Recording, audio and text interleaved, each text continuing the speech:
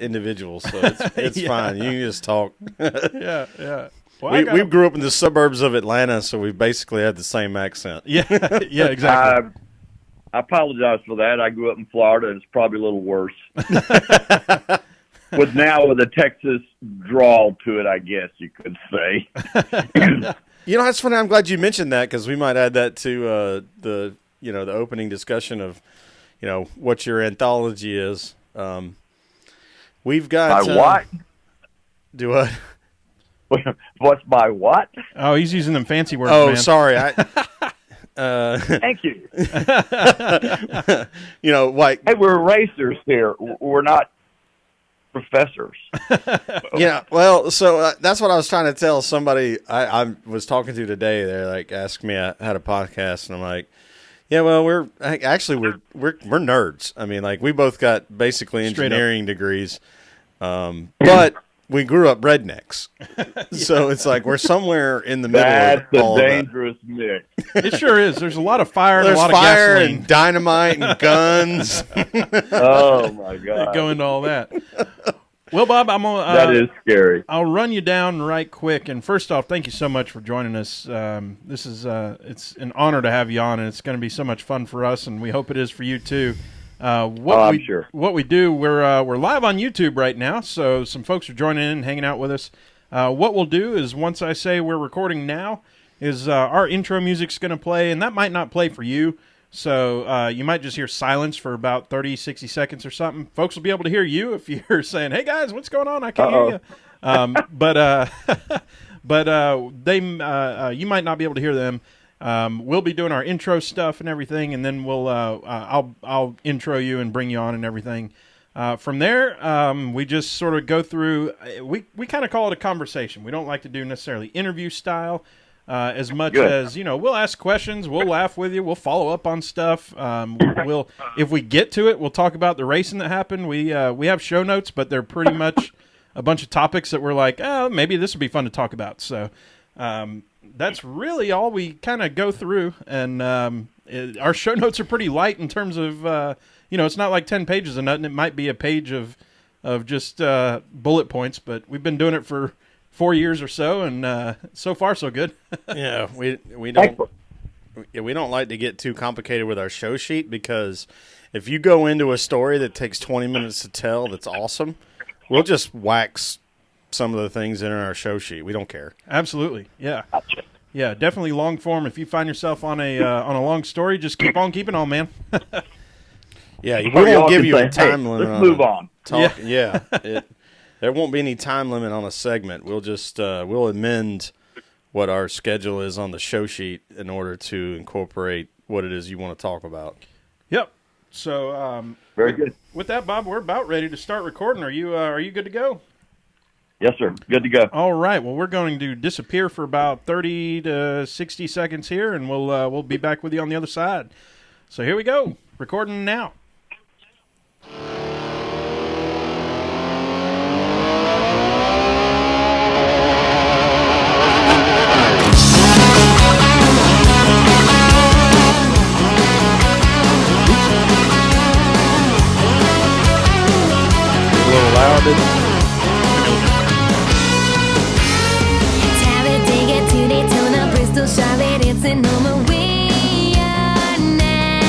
Welcome, y'all! That's right. This is the Pregame Engineer Tug and Air Racing Podcast, episode number 219. It's Tuesday, November 5th. It's 2019. I'm Tailgate Mayor Rusty Wallace. I'm in the PTM Podcast studio with Pregame Engineer something or other, Andrew Sherwin. What's up, dude? Well, this is a guest that we've wanted to have for a little while now, and we will. It's going to be a lot of fun. That's right. Before we get to him, y'all know what the deal is. This podcast is sponsored by you. That's right. You go to patreon.com/PTM. Join the What You Drink Club for as little as $1 a month. Get that free koozie. Best part is every cent this year. Once again, we're donating to sponsoring drivers. So join the PTM Posse today. Be a part of the sport you love. Y'all know what the deal is. This show is brought to you by our official sponsors at the $5 and up per month level. Here we go. Lauren Hench, Aaron Bin, Robert Kettlinger, Coleman Clam, Eric Hefner, Ryan Kiefer, Patrick Cleary, Jeff Brown, Brendan Carl, Crowd, Kathleen McDonald, Stacey Wright, Brandon Carl, Rika Porter, John Bob Les Miller, Julie Bosley, John Pearson, Eddie Greer III, Younger Brother Sports, David Mullins, Patrick Johnson, Brett Morris, Crystal Smoke, Fred Rosado, Chad Knapp, Stacy Coleman, Matthew Camper, Lisa Chinano, Rick Houston, Todd Oliver, and Sarah and Bari. Woo! So, I kind of messed it up at the beginning there, Sherwin, but we got them all in. We got them all in. Speaking of getting folks in, let's get in our very special guest tonight. Super excited to have him on. As Sherwin said, we want to welcome to the show. He's the owner of the number 95 Toyota Camry for Levine Family Racing, which will be driven next year by Christopher Bell. He's also the owner of WRL General Contractors, and he's on Twitter at B Levine. Welcome to the show, Bob Levine. Bob, what's up? Thank y'all for inviting me on. I think. Oh, you'll be fine. Yeah, it'll be all right. We won't run you through the briar patch unless you're Brer Rabbit and you want to go there. No, sir. Let's stay away from that. Bob, we start the show off with our guest the same way every time. We know, if we're going to sit here and talk for a little bit, we got to stay hydrated. What are you drinking on tonight? Water. Dasani. That's it. Staying hydrated. The number one fluid of choice by PETM guests. You know what? Dasani, Coca-Cola, Atlanta, Georgia. Right. They need to give us a sponsorship. No kidding. Good point. That's right.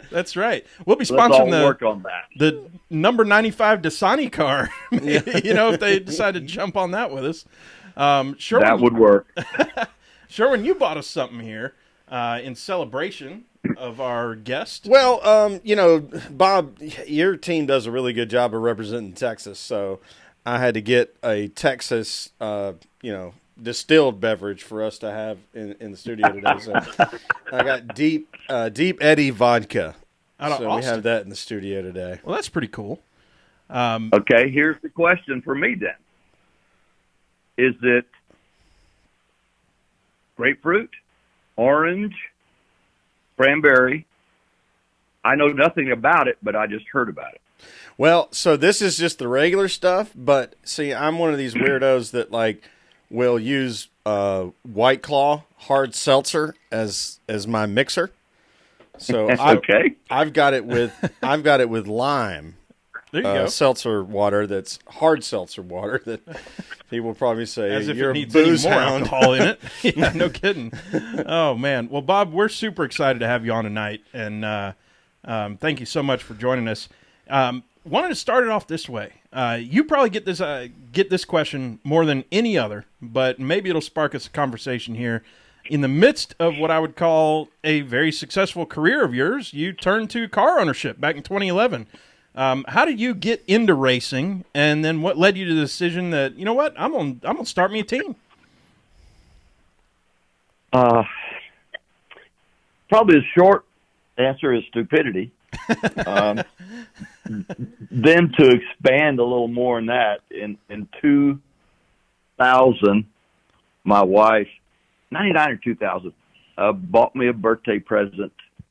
It was a racing experience at Texas Motor Speedway with Mike Starr owns the Team Texas race organization. And it was a surprise. We live in East Texas, and we went over for the weekend in Las Colinas and having a good time. On Sunday morning, they said, well, we're going to take you for a ride. Okay, great. With the doctor and his wife, friend of ours. And so we call the car up, go get in the car, and the doctor friend who's since passed away said, I'm going to drive. Okay. And we're going to blindfold you. No. No.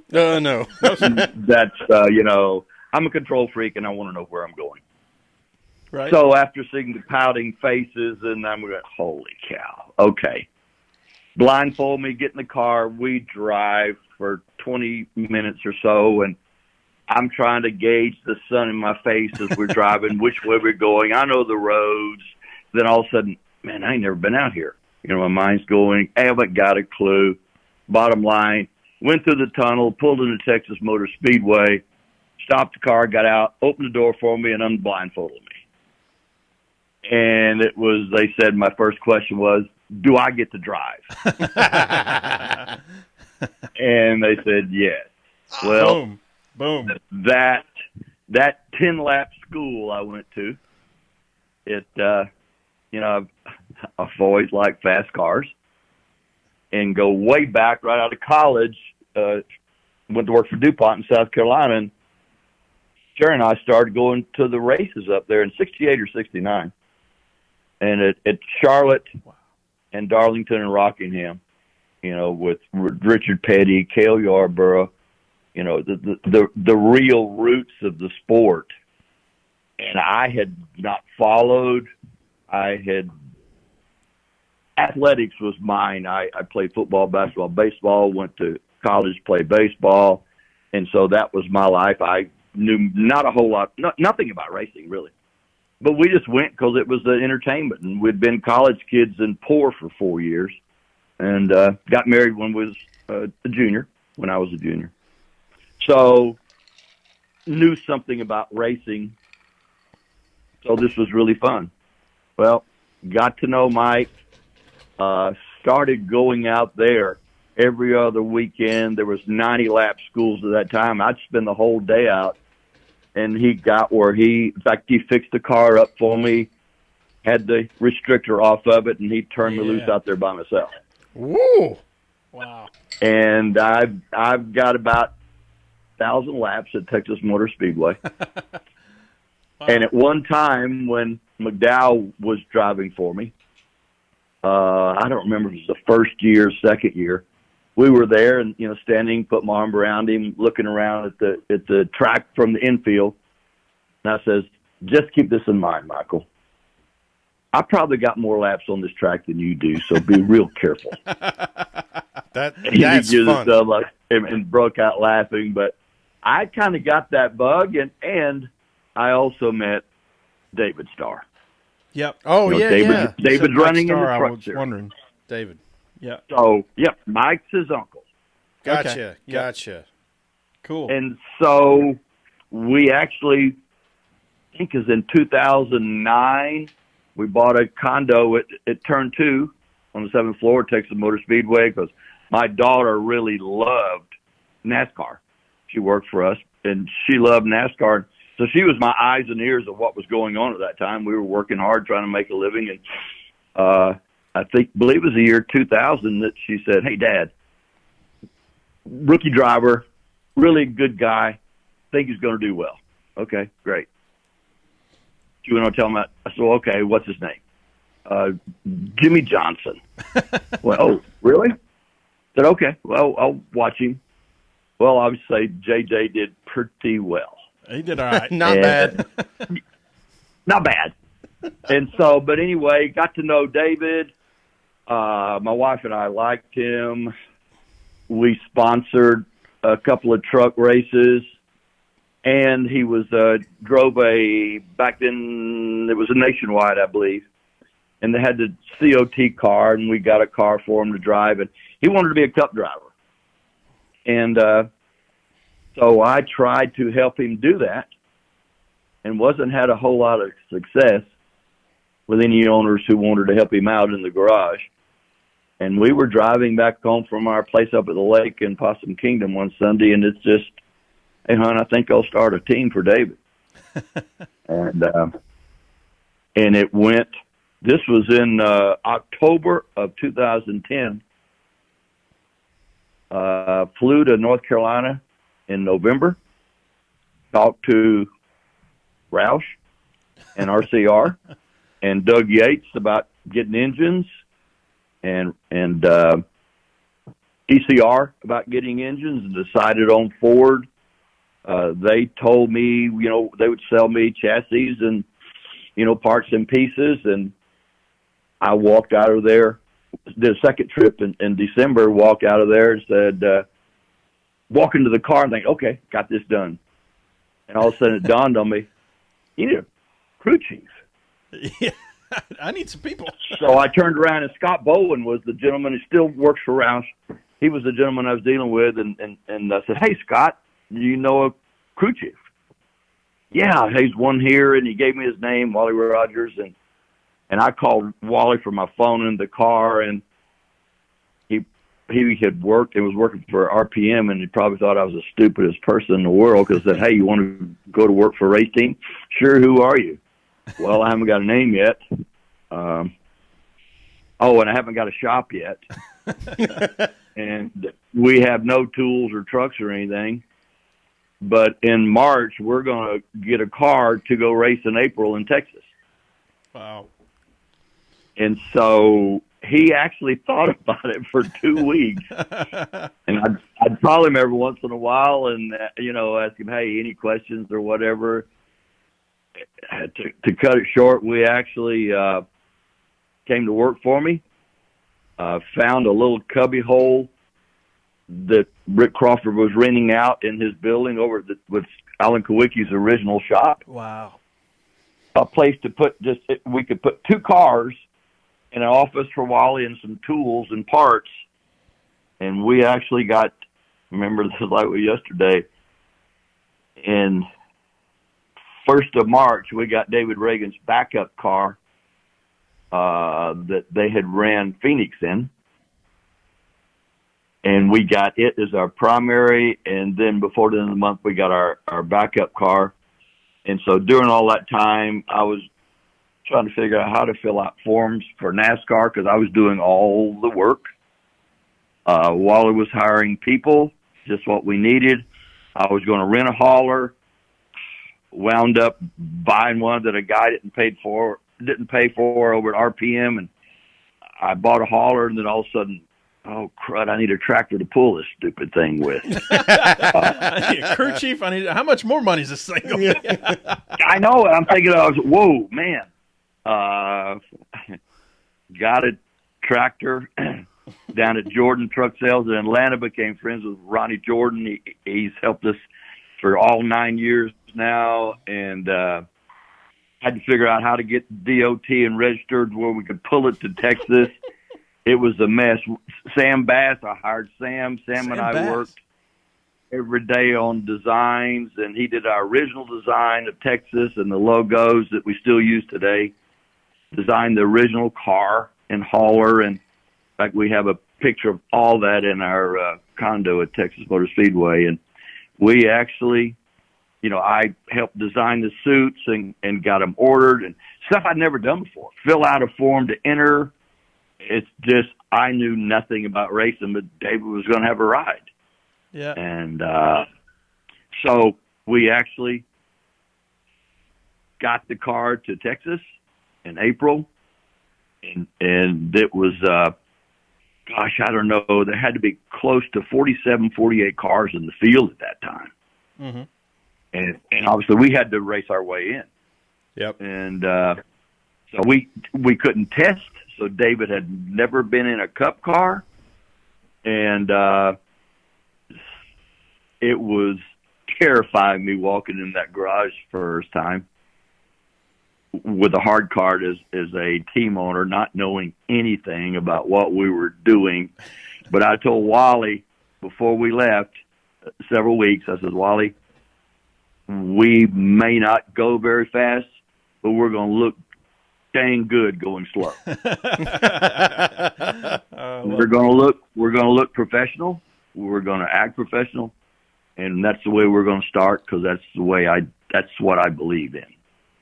And we actually backed off, made the stupid race, and I mean it was crazy looking back on it. Think of how if I knew then what I know now, there was no way in the world I would ever do that. Yeah. It's like you can't do that. Just hire some guys, throw some parts and pieces together in a race car, build it in a month, and go race. Mm-hmm. And we did. I do not remember how we qualified. I just remember that on about lap 180 something, he put it into turn 4 wall and broke my car. And broke my car the way you put it. I mean, I was proud of this car. It was a pretty car. And went to the garage when they pulled it in. And I don't think I could even speak for 10 minutes. I'm looking at this car thinking, you're not supposed to do that to these nice-looking cars. Oh, man. And so we ran 8 races that year in 2011. And we actually made our first 4 races, and then we missed our last 4 races. And it was, I found out, which I already knew, that it was about for me, it was the competitiveness of it. I'm a terrible loser on the outside. On the inside, everything's fine. Just the opposite. Everything on the outside, okay, this is fine. On the inside, this is not acceptable. We cannot do this. We got to do better than this. And I think that mentality has helped build us to where we are. Is being competitive, do it the right way, and so that's kind of basically how we ended up the year. And I realized that if I was going to stay in it, then I was going to have to change and upgrade the driving situation for somebody who was driving Cup car already. Mm-hmm. Yeah. And I started it for David. It was probably one of the toughest things I ever had to do was tell David I wasn't going to bring him back the next year.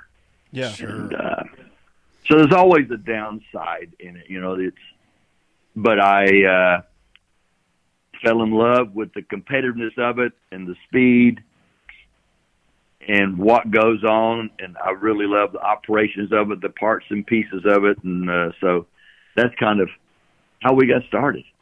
Well, that whole theme of who you're going to get to drive your car, that's part of what our show sheet is about. I love it that it was he kind of wrote in on ignorance, like you said. I'm not sure I'd do it knowing what I know now, but at the time, just hey, let's just do this because that's what I want to do, and stayed in the sport on hard-headedness. So between ignorance and hard-headedness, now here we are. Hard-headedness meaning he broke my car. Yeah. You sound like a true Southerner to me. Yeah, well, I love it. I love it. I think the two words my mom used on me all the time. Yeah. Hard head. Maybe not ignorant, but not ignorant. something along those lines. That was no offense intended. No, I've been called a whole lot worse on Twitter. I hear you. I do have to give a quick shout out. We have a member of the PTM posse who's been around as long as I can remember, and he goes on since we've known him. He goes by the name Matt DiBenedetto Fan, and his little avatar or icon is a number 95. And he did ask a little bit earlier, in those 1,000 laps at Texas, how many times did you stuff it into the wall? Actually, none. None. None. Maybe I wasn't driving it fast enough, but I was pretty quick. Yeah. In fact, Mike Starr would go out with me, and we would run tandem side by side, where my car was almost mirror on it was almost hitting his mirror. So we practiced that to kind of get the feel of what it is like racing side by side. And then I was working a lot harder in the construction company than I work now. And so to me, it was a real adrenaline rush. Completely takes your mind off of anything else you're doing if you're smart. And it's single focus. And I really just love that feel of dropping down into turn 3 on the bottom and rolling around and the G's in and coming out against the wall.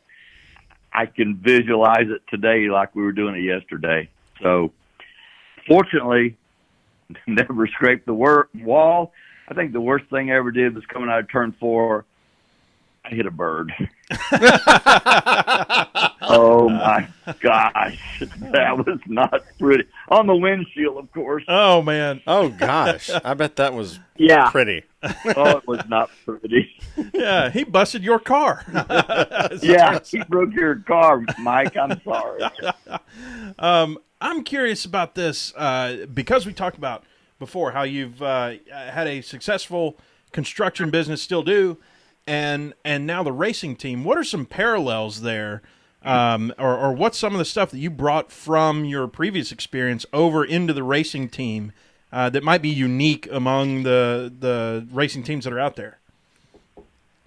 I don't know if it's unique, but some of our key words in our construction firm is focus, attention to detail, sense of urgency. Oh, I like that. And all of those, in fact, they're on our shop wall in North Carolina. It's what we do. Putting the car together, attention to detail, focus on what we're doing. Mm-hmm. A process, because that's said many times over the 9 years. We do our process, results will come. Mm-hmm. We don't go after results. We go after the process. The results will come. Same way in building a school or hospital or whatever we do. There is a process that step by step. This is what we do. This is how we have to document it and keep all the notes. Same way we do on our practice. Everything we do during the race is note taking now entered in computer, and the similarity, and then our culture at our construction firm has been one of hiring good people and letting them do their job, and build a family. A big majority of our people here in Texas have worked for us for 20 years or more. Mm-hmm. And then even our superintendents in the field are probably average age of our people working for us is 13 or 14 years. Wow. And so you build that culture of how you treat people, and again, attack the problem and not attacking the person. Mm-hmm. If there's an issue that somebody's doing, it's not calling them you're a terrible, what, et cetera, et cetera, et cetera. It's, hey, this is what we're doing and this is what we can't do. We've got to change this. So you're not attacking the person, because if you go in, shut the door, person sits down, and you start lambasting them, telling them what a sorry employee they are, and you've got to do this and that, you've lost them at the door closed. Yeah, that makes perfect sense. Yeah. And if you go in and say, hey, I need your help. Here's what we're doing, and this is what's it's causing. So we've got to change our way of doing it, or this is how we need you to do it. You're not doing it exactly the way we need to, because this is competition in the highest level. Mm-hmm. This is the big board. Same way building a hospital. These are doctors that's going to be working in here. We've got to turn over the best stuff that we possibly can for them. So, this is our checklist. This is what we do. Just like putting the car, this is our checklist. So the similarities are really, really amazing.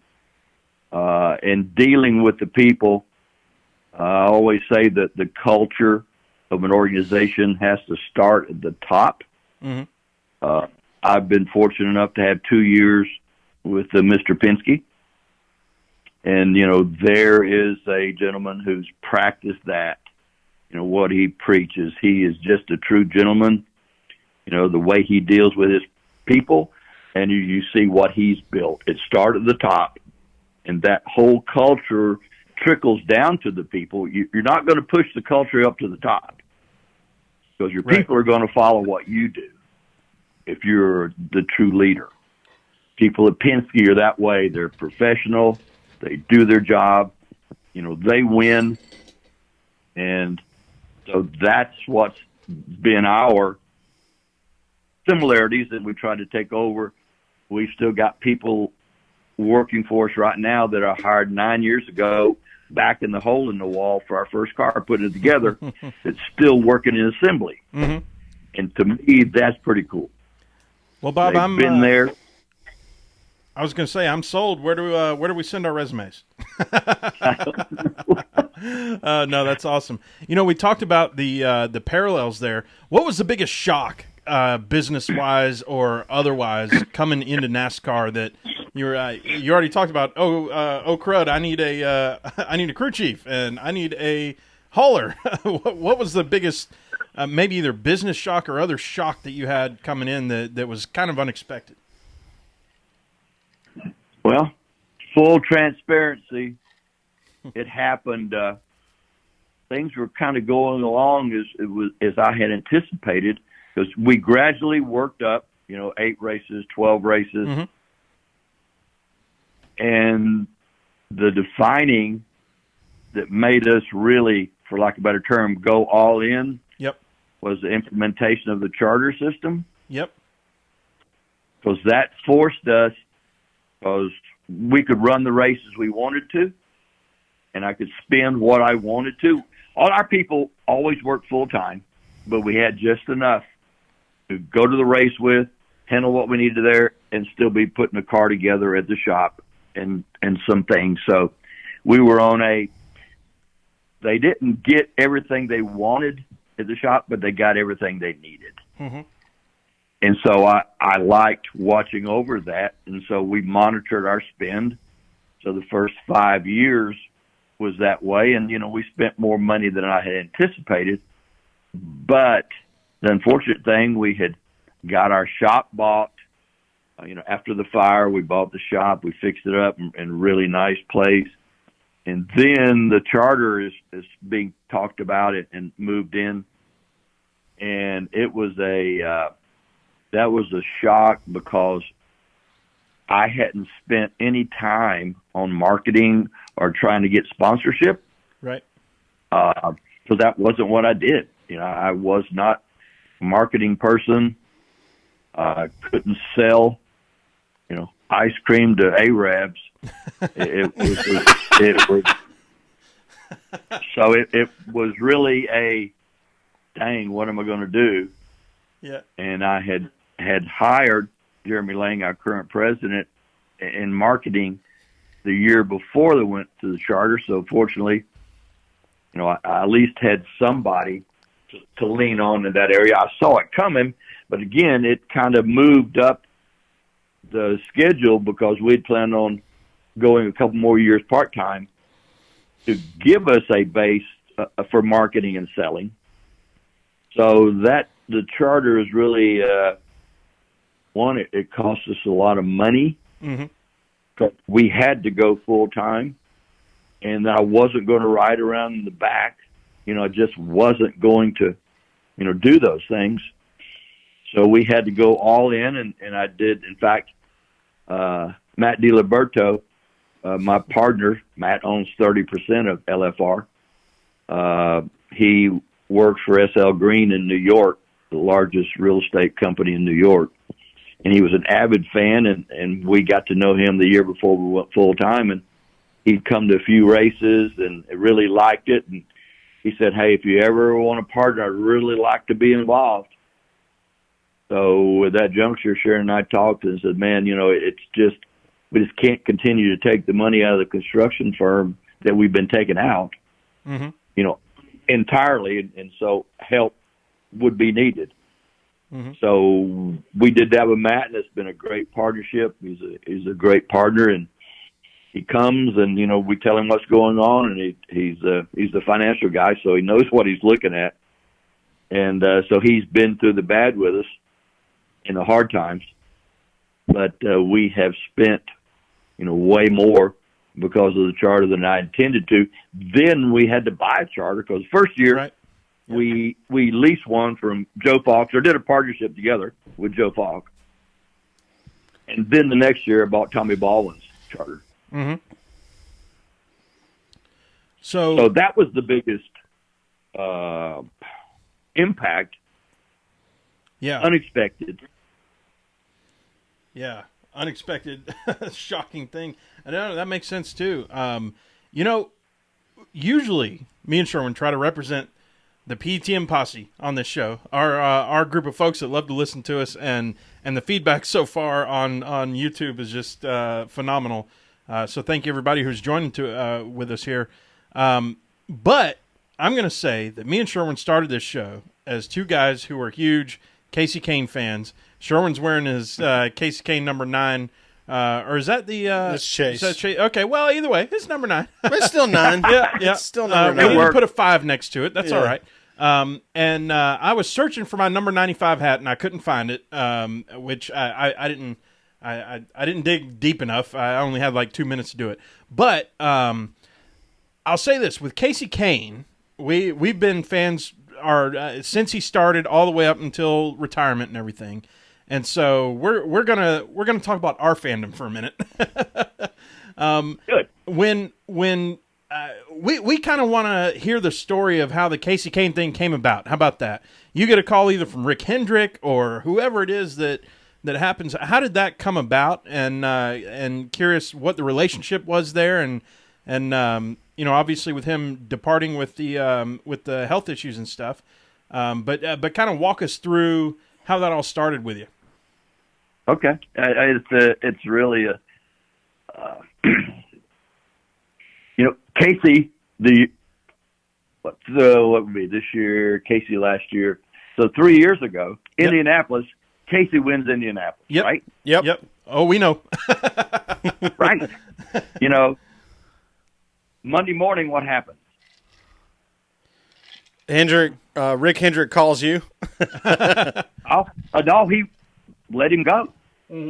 Yeah. So it was news on Monday morning after Kasey won. I'm sitting at the house on Monday night thinking we need, somebody defining in our car to help us get to the next level. And I'm thinking about it. And so I sent Rick a text. Hey, if you want to, I'm interested in talking about Kasey. Mm-hmm. I'm in the shop because at that juncture, I'm spending a lot of time in the shop in North Carolina. Mm-hmm. We have a house up there that we have leased for 4 years now. But anyway, about 9 o'clock next morning, I get the call from Rick. Hey, Bob, appreciate texting and so forth and so on. Yeah. And says, yeah, he says, got time to talk about it? I said, sure. He says, how about this afternoon? Sure. Because our shop is about 1.5 miles from his. Uh-huh. So went over, I call it to the campus, and it's like a university over there compared to ours. Oh yeah, we've been. Yeah. So the campus. So I think we went to the 24 building. Okay. And upstairs in his office, and we talk about it, and he said, hey, what y'all have done is really good, and y'all have really exceeded what you really probably should have done in this period of time, and I think Kasey would be good for y'all. Mm-hmm. Okay. So this was Monday, Tuesday, and so I hooked up, get Kasey's phone number. Rick was going to call him and talk to him. So Kasey and I started dialogue, and we go to have lunch that week. And so, stupid Bob, you didn't hear the story of in our very first year in the 600, because our second race we picked to race that year was Coca-Cola 600. Of all stupid races to go to. There must be 95 entries in the 600 right there. So we made it, again, and somewhere about the middle of the race, Kasey puts David in the turn 4 wall. Oops. And so, man, for a long time, I wasn't necessarily a Kasey fan. Understandably. But, he broke your car. Yeah, he broke my car again. Now we got 2 races, 2 wrecked cars. Anyway, so Kasey and I go to and Kasey's quiet. Right. His demeanor. And so, we're shooting the bull, and, I look at him seriously at lunch, and I says, well, let me share with you this. Back in 2011, at the 600, you put my car in the turn 4 wall. And I'm going to wring your neck. He was in the Red Bull number 4 then. And if I was you, I'd have done it about 10 laps sooner. Because David wouldn't get out of your freaking way. And then the smile came on his face because he was like, oh, God, what am I going to do now? Yeah. Because David, I don't know how many laps down we were. Obviously, several. And, Dave was a competitor. He didn't know any better, and he was not getting out of Casey's way. He was going to race him. Mm-hmm. And so Casey had enough of it. So it's like, yeah, I would have put it in the wall sooner than that. But so we made a deal. I mean, it took several months because I know in his mind, and I told him, hey, I understand going big team, small team. Mm-hmm. But you've been over there, and I tell you just like I told him, Jeff, Junior, JJ, you, over here, you're going to be the number one driver. Yeah. Yeah. You're going to be the guy. We're going to concentrate on you. Whatever you want, we're going to get it for you. Mm-hmm. That's the difference. It's a different mentality over here. It's going to be about you and not three other drivers that we got to worry about. Yeah. And so some way we convinced him to come over and love him to death. He came to our Christmas party that year. And, as soon as the season was over and we started working with him and went into and got a new crew chief for him and went into what would have been our last year in RCR Alliance. And, we were struggling with the Chevrolet body changeovers, mm-hmm. not doing as well as we had wanted. And I thought this would help. We struggled, and, Casey is quiet. And our comp director is Michael, my grandson. He had driven all the way into ARCA. He went to Baylor and started driving late, but worked in our shop, very analytical minded, almost like an engineer. And in fact, he works well with wheels now because they're both analytical type people and attention to detail. But anyway, Michael helped in translating what he was trying to get through to our crew chief. And so at the first of last year's when we started talking, because it was our last year with Chevrolet, when we started talking to Toyota. Mm-hmm. In fact, Casey, after Sonoma, Casey and I and Michael and Sharon and Jeremy, our president, flew down to TRD, went through their engine shop, because in hopes that Casey was going to drive for us this year in the Toyota. And I think he really wanted that. And when we had the Darlington incident, when he just fell out of the car afterwards. Yep. And it really took a toll on his body. And digging back into it, I think he first noticed it. And I went back and looked at tape when he won the Indy race. Oh, yeah. Yeah, he was trash after that. Exactly. Remember, he almost fell out of that car.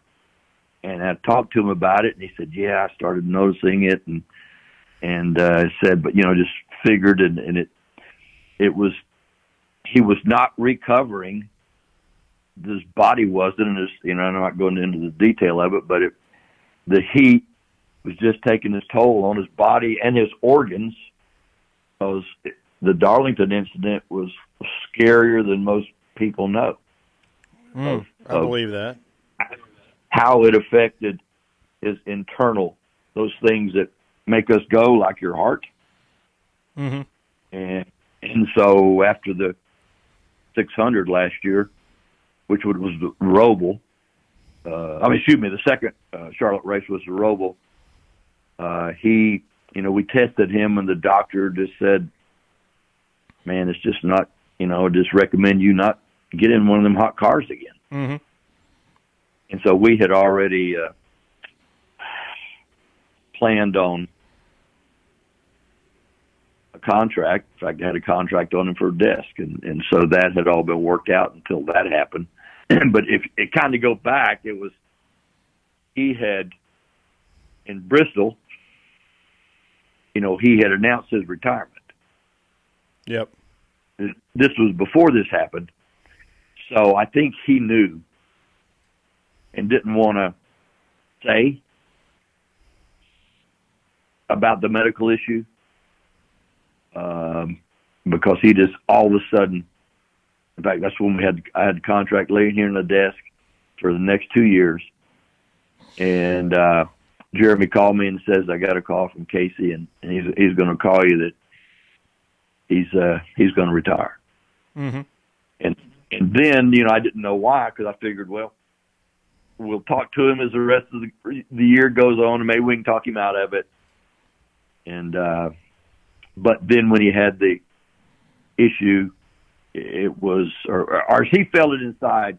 He just couldn't do it. Wanted to be with Tanner, his boy. So yeah, he's a special young man to our family.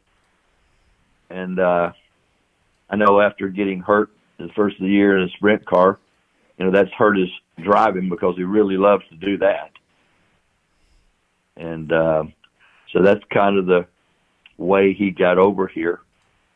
And I think he did a lot for our team because when you get a caliber of him and his driving prowess come in, yep, people want to step up their game to meet what his expectations are. And so then I learned a lot from him. Our guys did. And so he helped us really take the next step up of being credible to where we could hire better people. Yeah. So what I wanted to sort of not just I'll add some anecdotal evidence, and then I'll ask you a question. So last year was my first trip to Michigan International Speedway, the June race, and I remember, and we're good friends with the Yonkers. So I know that you used to employ, I think it's Kevin, Todd. right? Todd. Sorry, okay. Todd. My bad, Brad, and anybody that might be listening. And so we got to tour your hauler. And that was like, I was completely amazed. I mean, that whole thing about, you can eat off the floor in a NASCAR shop. right. Like, you could eat off the floor inside that hauler. Yeah. And then the command center, where Travis Mack and his guys at the time were Right. like they're reviewing brake traces, throttle traces. Everybody's got 2 screens or 6 screens. They're all just like dialed in. And I was like, man, this is so cool. And I remember talking to Brad Yunker as we watched Casey jump out of the car after a practice, and he takes his earbuds and just throws them, and he's just steaming pissed. And Brad goes, we ain't got a driver problem. That kid wants to be here. Nope.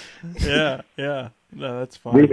We had other problems, which Yeah, I mean, that's part of a growing sport, so I think that'll lead into some things that Rusty's probably going to bring up. With Matt DiBenedetto having a lot of success. With Christopher Bell, the headlines and everything are reading that Leavine Family Racing, and by the way, you keep saying the word family over and over again, and the fact that the whole team is called Leavine Family Racing, I respect that a ton. I got some goosebumps just now thinking about it. I think that's super cool, what you're doing there, and with the whole family aspect, not just that this is people whose last name is Leavine, but the fact that this is our family, the whole thing. I don't know if that's part of the you said you're no good at marketing, but marketing aspect, or if it's just how you, I think it's just how you feel about it. But where I'm going with all this, with Christopher Bell, the headlines are saying Leavine Family Racing is among the elite now. This is a team that really matters in the sport at this point. And I'm wondering if that was part of the plan when you started out, when you were, in 2011, buying a car, David Starr, he stuffs it in the wall, he killed my car, that type of stuff. Was this, were you ever looking forward to a point where you're recognized, at least, among the elite of the NASCAR teams? No. It was, I just wanted to get out of the garage without people seeing how scared I was. You can't imagine the intimidation walking into that, knowing the names of all those people and what they've done in racing. And here I am, the newbie. And especially racing part-time doesn't help get over that. Mm-hmm. It wasn't until we started racing full-time 4 years ago that I got comfortable in the garage. Yeah. I mean, I had friends. Two of my best friends were the two friends that I made right up front was Lynn and Eddie Woods. Mm-hmm. They're probably my best friend in the garage. And they consoled me, patted on me on the back when I'd miss races. We have my middle grandson is autistic. And he's a racing fan. I mean, he knows all the drivers that talk to him. We take him to the races, and we were taking to his first Indy races a couple of years ago. And excuse me, more than that now, man. This stuff over 4 years ago because we were still racing part-time. And we didn't make the race. And, I mean, I was heartbroken because we took him up there to him to see Indy and go racing, and we went home. And but he had visited. Clint had him in his car. Jamie McMurray had him in his hauler. All these. He chased Paul Menard into the bathroom. The kid. Everybody loves him. That's what he thinks. That there's no bad stuff in his heart. He's just a loving young man. And anyway, so I'm heartbroken that we got to haul our stuff out, get in the car, and drive to the hotel. We're not going to see the race. Mm-hmm. And we get in the car, Ed, and I'm just sick over it. And Eddie and Lynn had already, our hauler was parked by theirs, and hey, it happened to us over the years. It's happened. It'll happen to us again. It's just part of it, Bob. Just come back next week. It will be okay. Sure. Thank you very much. Appreciate it. Get in the car. Tanner's in the back seat, and it's quiet. Yeah. And he speaks up as he speaks. He says, "Papa, this is the best day of my life." Oh my gosh, you're gonna bring me to tears, Bob. That's so cool. So you'll be happy to know, Bob, that you're the second guest in a row that has either a child or a grandchild that is on the spectrum, and we have discussed it. And autism awareness is something that we're very aware of, and so thank you for sharing that story. Yeah. It's it's like good. We've done what I wanted to do, bud. Make your day. That's why we're here. My man. And so I was just like you. I could hardly drive. And it's funny because this question started with being among the elite, and here we are right back down to earth and talking about things that everybody talks about, and that's one thing I've always loved about Leavine Family Racing, and we became aware of it when Casey moved over, and then you can't not be a DiBenedetto fan. Seeing the successes that he's had and everything, and with Christopher Bell coming on and everything. One thing I would like to talk about. Well, and Burrito going to the Wood Brothers of all things. He just mentioned. Yes, funny or what? That is so cool. That's great. That was really cool to see him. Everybody thought that he has the ability to land somewhere fantastic, and he has. So we're both real excited about it, and he's got a fan base now. I'm curious about this. So what we'll see in the headlines that, hey, Leavine Family Racing now has an alliance with JGR. And that's just what the headlines say, right?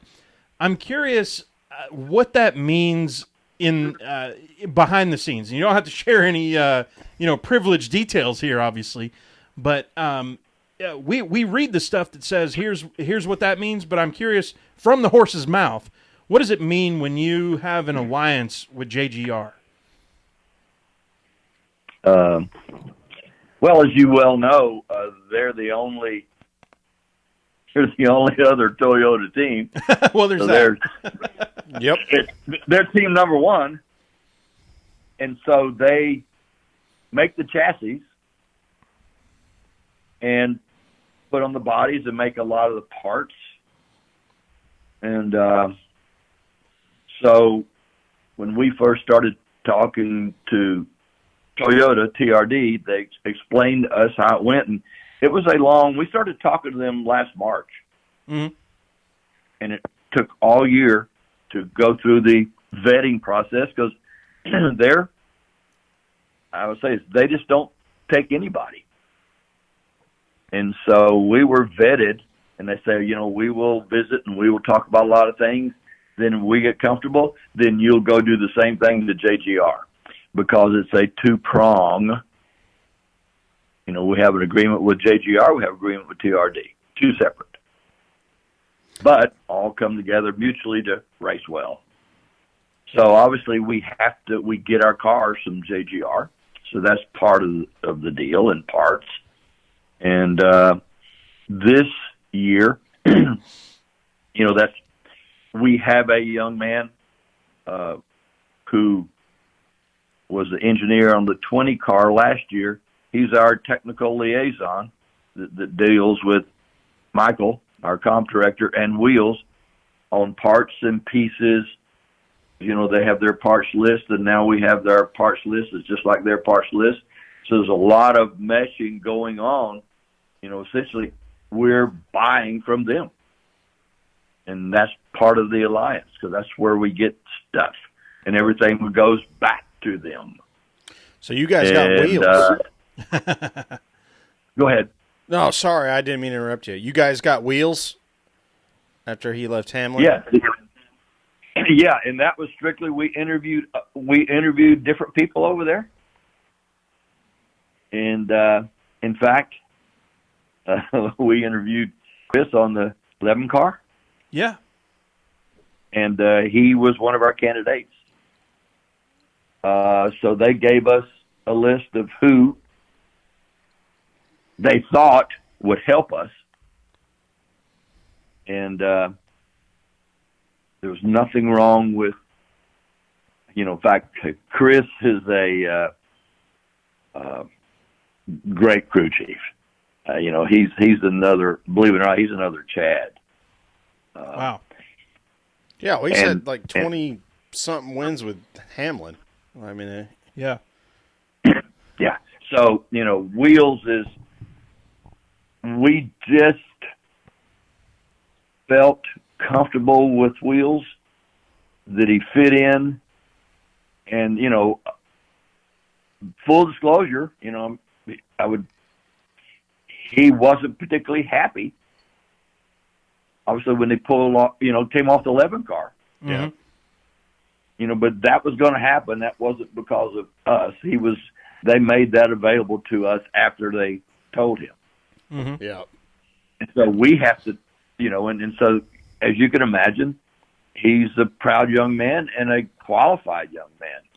So he's getting over that, for lack of a better term, shock, while we're trying to talk to him about the benefits of coming to work for LFR.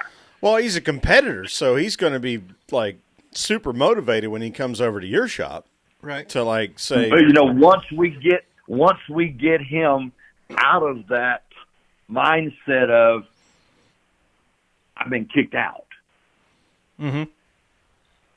and so yes, he is exceptionally, and to put it bluntly, he wants to show the world and the NASCAR world, and he has this year with what he's done, the elevation that he's made on our team. Mm-hmm. So he has made a difference in between Michael and Wheels and our two engineers. They've really, Matt's a tremendously better driver right now than when he started at the beginning of the year. Mm-hmm. That's awesome. Because he's never driven opportunity drive equipment like we have now. Yeah. There's a difference. I mean, there's a difference. People don't realize that it's all the same. No, it ain't all the same. I mean, you all know that. There's nothing stock about a stock car, right, Harry Hogg? Yeah, right. It's the stock car, right. It's got four wheels, and they're the similarities end. Yeah, where can I buy one on Monday? So we convinced him, just what I said, culture, family, we want you here. And he's signed on. And so he's our guy. That's why with the transition, we've moved him where he is, because I didn't want him to leave our organization, because he's going to make us better in the years to come. So the alliance gives us resources, not just parts and pieces, but we don't have an Xfinity team, right? I can hardly afford a cup. So I can't lose any more money in Xfinity. So we don't have that benefit of bringing drivers up and do those things. So we have resources there. Okay, yeah. Parts, pieces, and that includes people. Yep. If we need people, they have people. And so it's easy to move with an alliance, and that's what an alliance is supposed to do. Bob, I was going to say, I've got like probably another 3 hours worth of questions to drop by you, but we know we're running up against time here on what we're doing. I got 2 more questions for you that I'd love to hear the answer to. And the first one is, thinking back to 2011, we just talked about Levine Family Racing is an elite team at this point. Thinking back when you've started, what would you do differently, if anything, or would it be I just wouldn't do this? I'm serious. That may be it, because in that juncture in life, Sharon and I, 40 years in business. We're savers, we're accumulators, and we said save. Yeah. Yep. You still with us, Bob? Oh, did we lose Bob? We may have lost him. May have lost Bob. Oh, looks like we lost Bob. Oops. well, that was a number 1 question. Hopefully he will call back. Look at him. He's calling back already. Hey, Bob. We got cut off. It's all good. Okay. You were just saying. Okay, so it's looking back. Would I second guess myself? Yes. Mm-hmm. Am I kind of pleased with what we've done? Yes, but I did not have the goal in mind. Was just to help somebody. Mm-hmm. It wasn't to build something. I did want to have a platform, and that's have fun, meet some really cool people in NASCAR, and provide a platform for my family if they wanted a job. That's cool. Those were the things I wrote down. My goals: have fun, and that's been off and on, because it is a financial. This sport isn't made for. We're a regional general contractor, best in our area, biggest in our area, but we're not talking Haas or Roush Industries or Hendricks. Those people are huge. So we have to be more careful and not strip our company here just for the sake of racing. So it's been a real internal battle of knowing how we can do it, but not having the funds to do it all that we want. So no, I didn't see, and I still don't think we're a team that's building. We're hardly an elite team. That's a cool perspective from the inside looking out versus the outside looking in, I would think. And Bob, you've given us an hour here. I want to let you go on this one. Something a little more fun. You joined Twitter earlier this year. You've got kind of your I would say unique a way of approaching things. You respond to everyone with their name, which I think is it's like bringing a cool side of things where even if somebody's named I can't even think, Matt DiBenedetto fan, and you'll say, hey, Matt DiBenedetto fan, here's the deal. That's really cool. What made you come on board, and what's been your reaction so far? Actually, for Christmas, I had asked Sharon, Michael, my grandson, to set me up a Twitter account. Mm-hmm. Because Sharon sits here in the morning, would read me all that was going on in NASCAR off the Twitter account, her Twitter. And so there's some pretty cool stuff. So I said, well, I'd like to look at that too sometime. Well, I didn't get my Christmas wish. Oh. So come January, Bob's Dangerous with an iPad.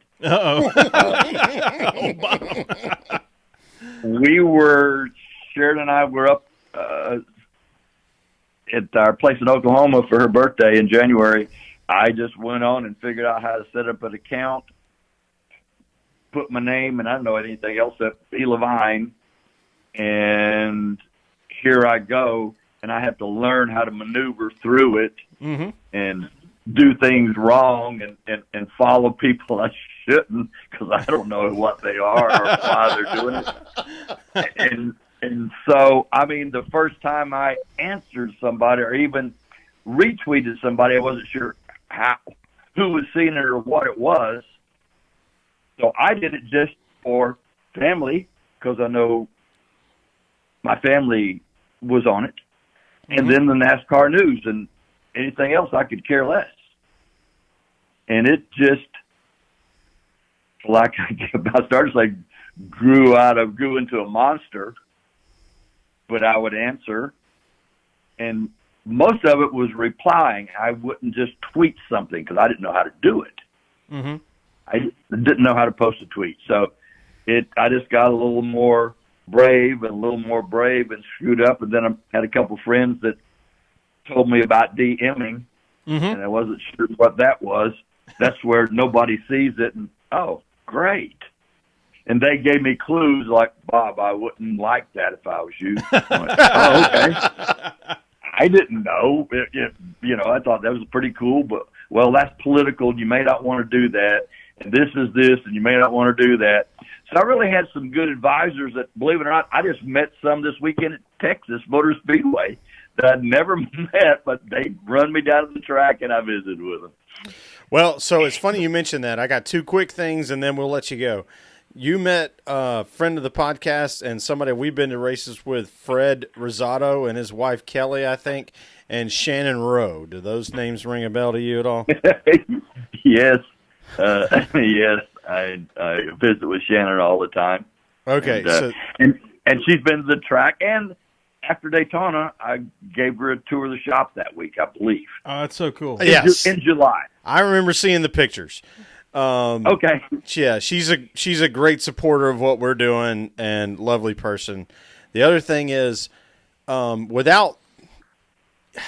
don't know what the right way to say this is, but when you look at what Barney Visser was able to do with Furniture Row, do you think is that like your goal with LFR to get to that place? That's a good question. What's the next steps? What's the goals? Yeah, I love that. That's really close to it, only I don't want as many people as Barney had, because our sport is going to change, believe it or not. I've seen it and talked to about it. So we're 30 to 35 people, and Barney had over 60. Wow. For one car. 35 people. And Barney has a whole lot more than Bob does. And so we're trying to build, our culture, our family, because Barney was a good guy. Is that word? And so, yes, the single car, compete every race, for the win, be competitive, and be the single car team, and then hopefully being able to go to a second car team. So it's real similar because Barney really put a great group of people together with, Pern and Martin and, just great guys. And he just didn't have the circumstances, and he didn't have a family member to carry it on. I have my grandson who's integral in it and wants to carry it on. And, he has bigger aspirations than I do. He wants to be a championship team. It's not that I don't, but I didn't start out that way. Right. He's younger. He has the vision. I'm an old guy and only got so much energy. Well, it'll be a great story for NASCAR to have another single car team move all the way up into being super relevant. Well, we're excited. Checkered flag relevant. And we are fans and we're all about Levine Family Racing. Bob, this has been an absolute pleasure. We know we've got to let you go, and you've given us more. I'm good, bud.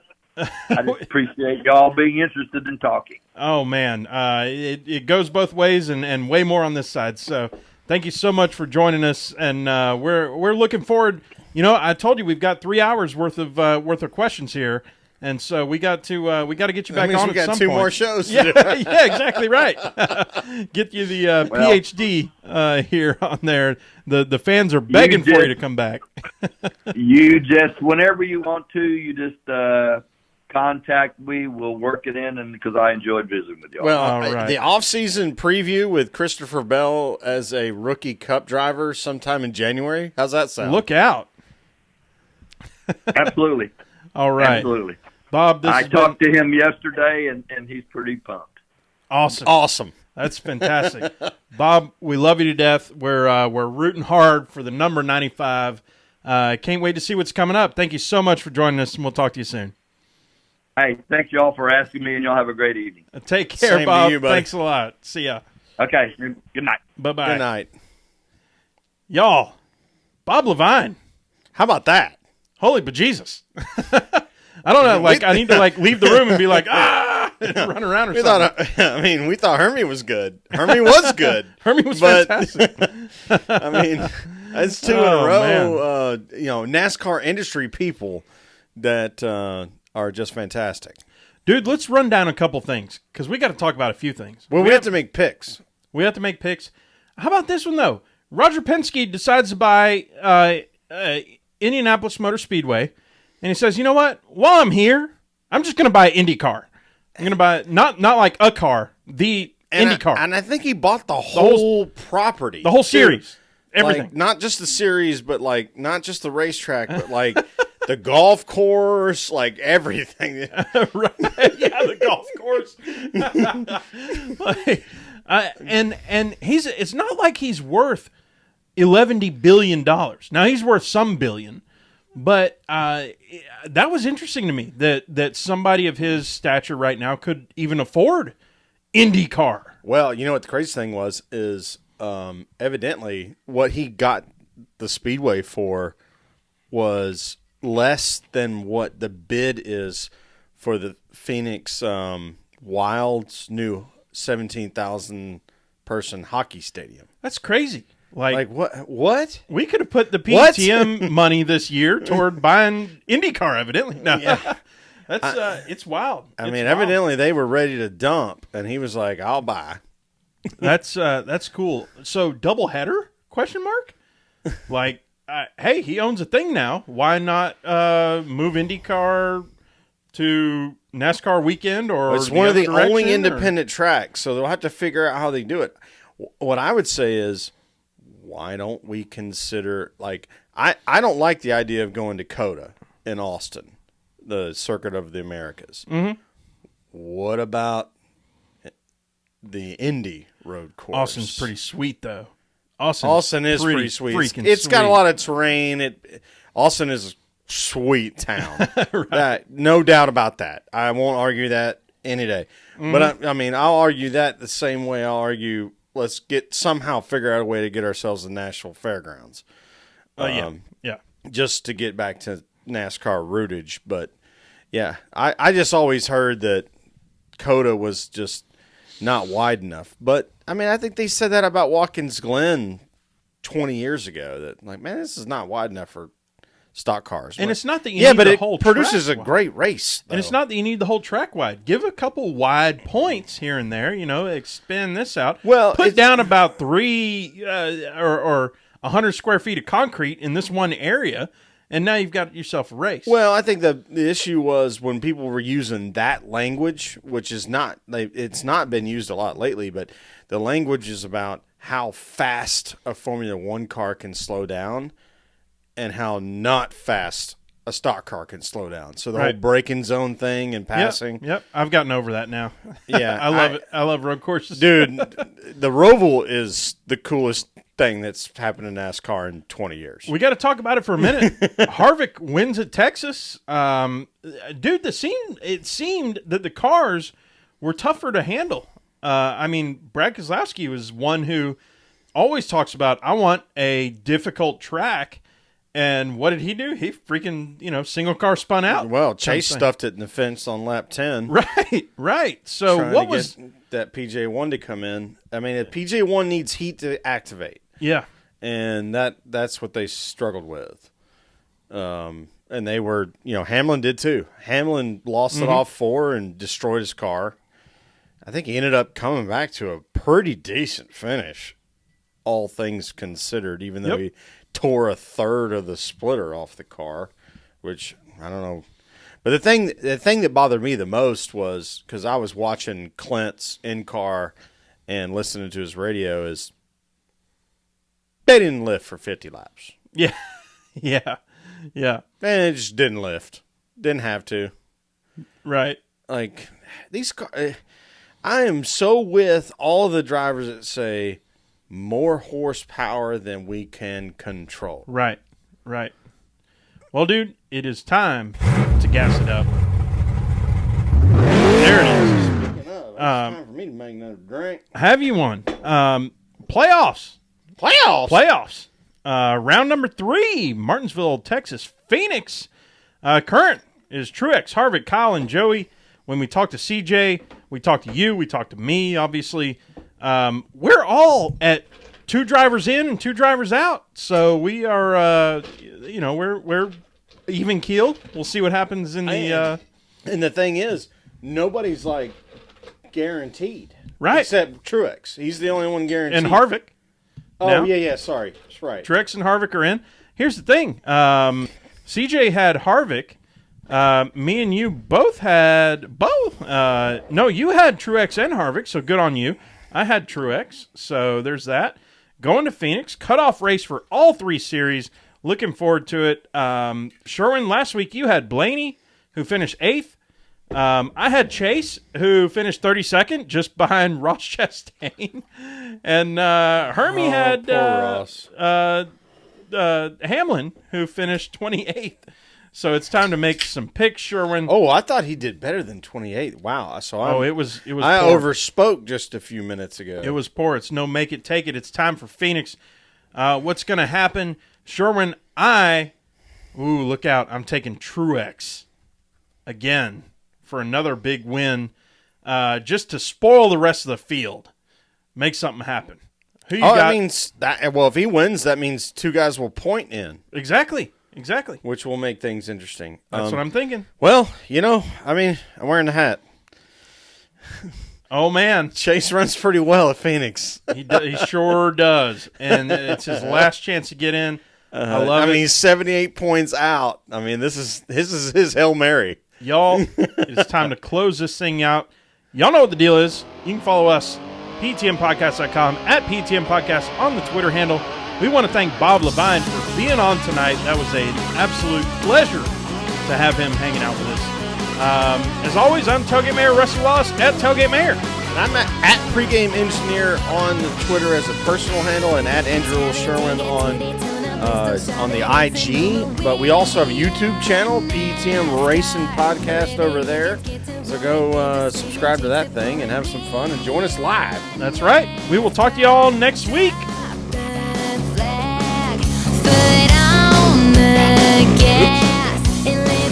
We got Sydney Lett on the.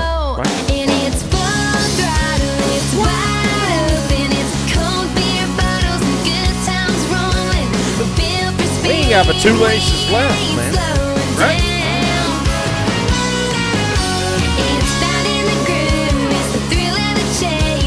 Want to go to Nashville the weekend before Thanksgiving? Maybe.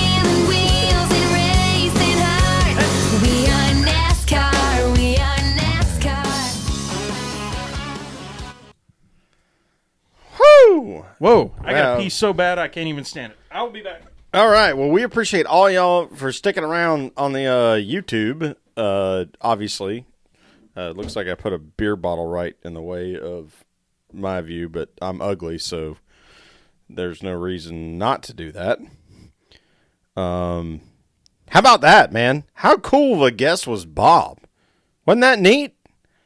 Man, he just he didn't pull any punches. You ask the right questions and don't make him say things he doesn't want to say. And, boy, you get some very interesting information out of somebody who runs a race team or owns a race team and runs it. So I hope y'all enjoyed that. We certainly did. That's about the fastest an hour and 15 minutes can go. And I think we were only supposed to take like an hour. And so we stole 15 minutes from Bob.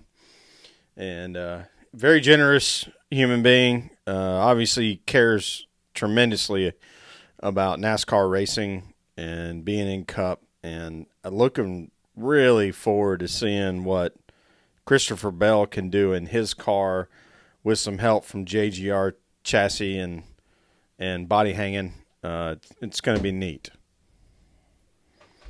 Woo! Woo! All right. Now I can function again. That was an emergency. I understand. Yeah, went a little too hard in the paint, I guess.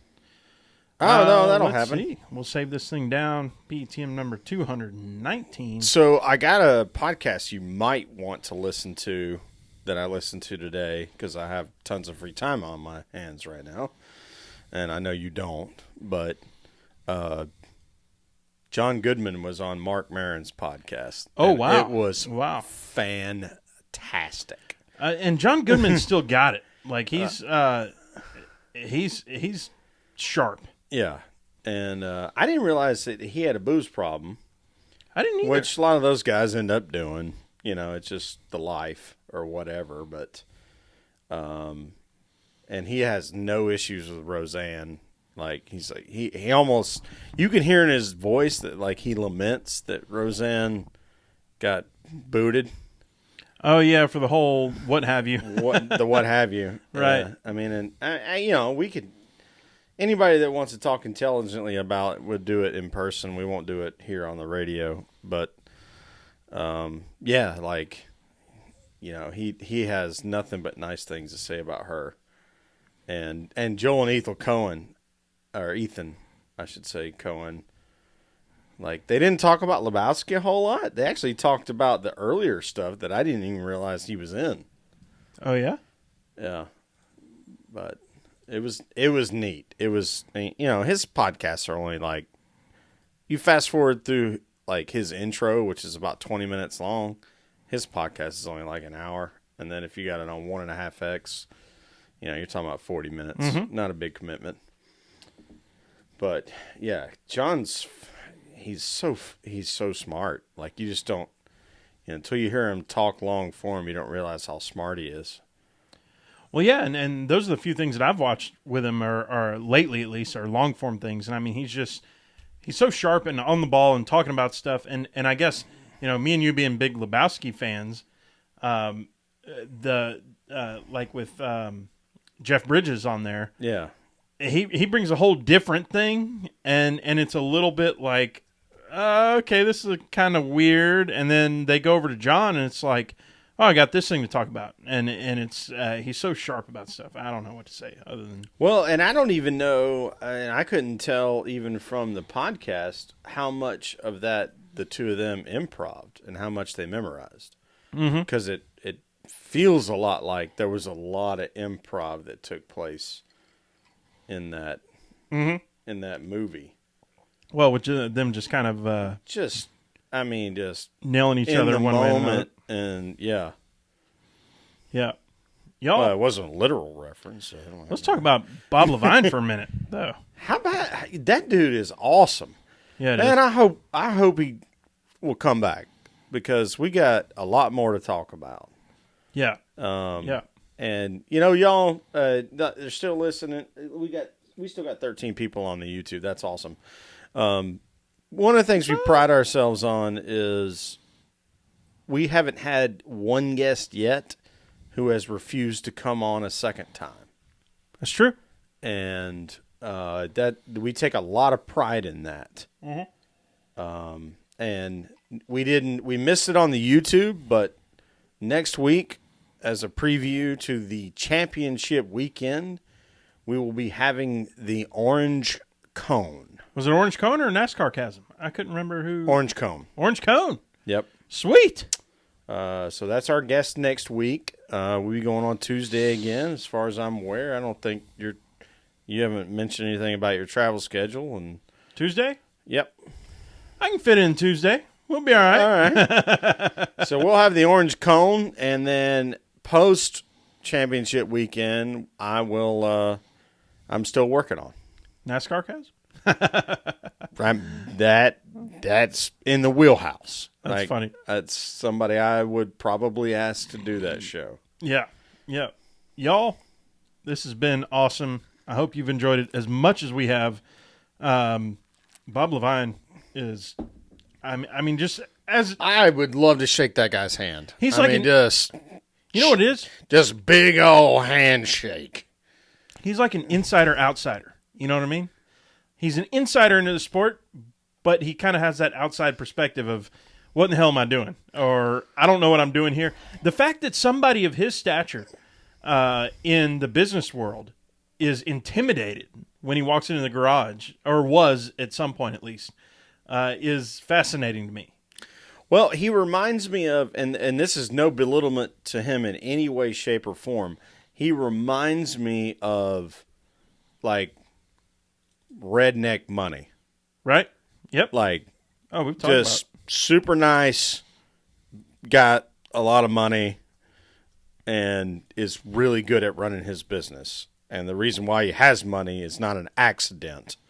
It's because he's good at business. Sure. And those people are always like, give you a good hearty handshake, and then they'll hand you a beer. Mm-hmm. Mm-hmm.